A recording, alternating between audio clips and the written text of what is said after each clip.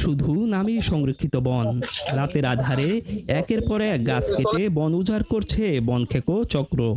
কোনো কোনো গাছ রাতেই পাচার হয়ে যাচ্ছে, আবার কোনো কোনো গাছ কেটে বনেই ফেলে রেখে সুযোগ বুঝে পাচার করছে চক্রটি। বাগান দিন দিন যেভাবে উজাড় করে নিয়ে যাইতেছে একটা মহল, গাছ রাতের আধারে কাইটা বিক্রি করে যেভাবে বন উজাড় করতেছে, জমি দখল করতেছে, একটা সময় এই বাগান থাকবে না। এখানে দিনে দেয় গাছ, রাইতে একটা দুইটা করে গাছ কাটতে কোথায় লই যায়। পরিকল্পিত ভাবে আমার এই বনের গাছ কাটতে আমার ঘেরে ফালাইয়া আমার এই মাছ মারি লাইছে।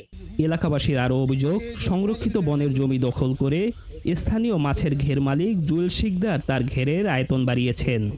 এছাড়া ঘেরের পানি নিষ্কাশনের জন্য বনের মধ্যে ভ্যাকুম মেশিন দিয়ে তৈরি করেছেন নালা ও কালভার্ট।